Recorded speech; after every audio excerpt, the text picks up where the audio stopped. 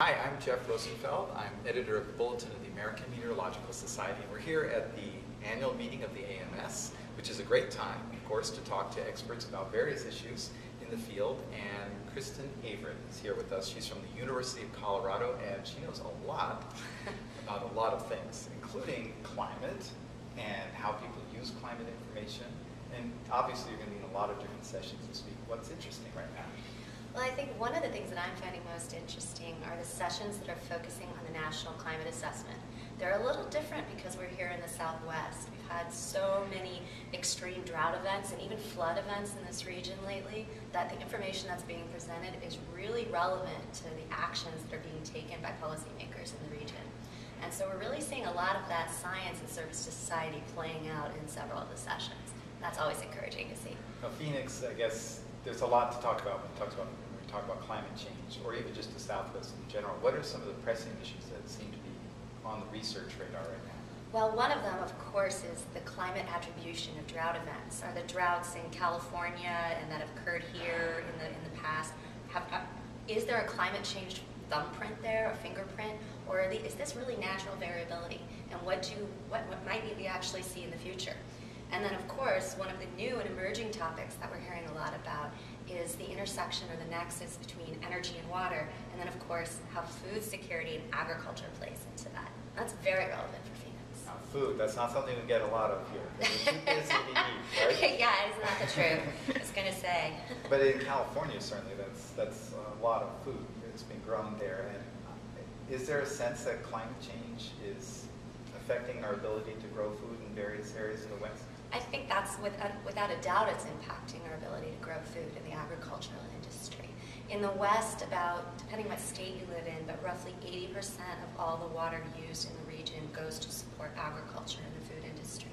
And when we're thinking particularly about the drought in California, just in the last 3 years, they've lost $1.5 billion in revenue just because of the drought. They still need water to grow plants and to grow our food resources. Now, what difference does it make if we say, there is a thumbprint, this is anthropogenic climate change? What does that mean to people? I think what's really interesting about that is it gets people to think a little bit more outside the box. It's that whole concept that stationarity is dead. We can't make decisions based on what we've seen in the last 100 years, or even just in the last 1,000 years in terms of water availability, in terms of temperature, in terms of really anything that we've experienced that might even be in the paleo record. We have to think about a brave new world where there's a new normal and that we might see things happening in the future that we never expected. It really broadens one's perspective of what a risk is and what it might be in the future. So if that happens, if people broaden their idea of risk, with or without anthropogenic change, it's still something to know, right? It's Absolutely. Absolutely. How do you convey that, and what kinds of changes are being made to talk to people about climate, given that? Yeah, that's a really good question. I think that communicating about climate change issues is always a challenge, particularly living in somewhat socio-political or regions that where you can't even talk about climate change because of the socio-political environment. That's always going to be a challenge.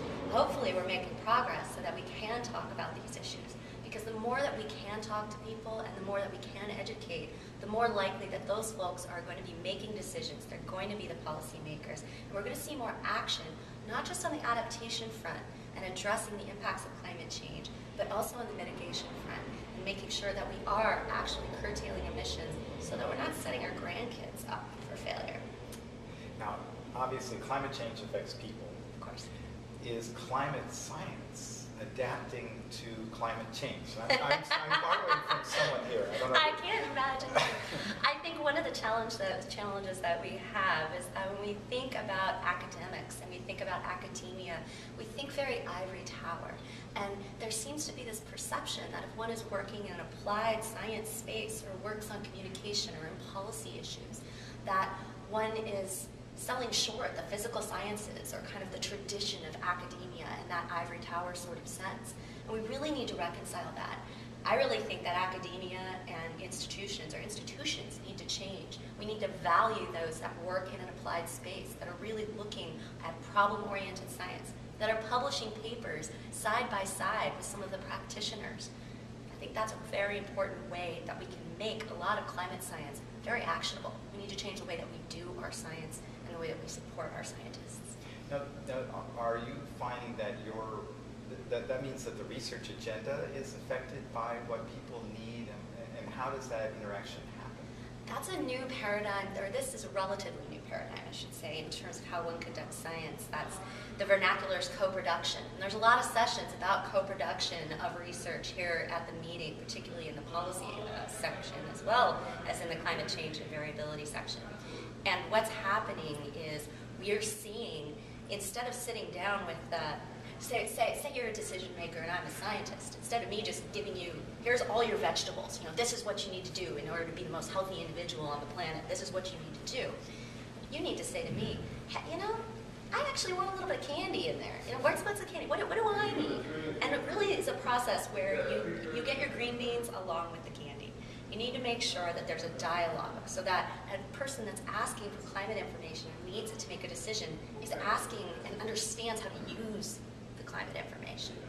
Now, how would a young scientist, like ourselves, for Of course. how approach this field, right? I mean, there's these new paradigms. First, there's the idea that a scientist has more than one role in society. It's not just a narrow research-minded effort.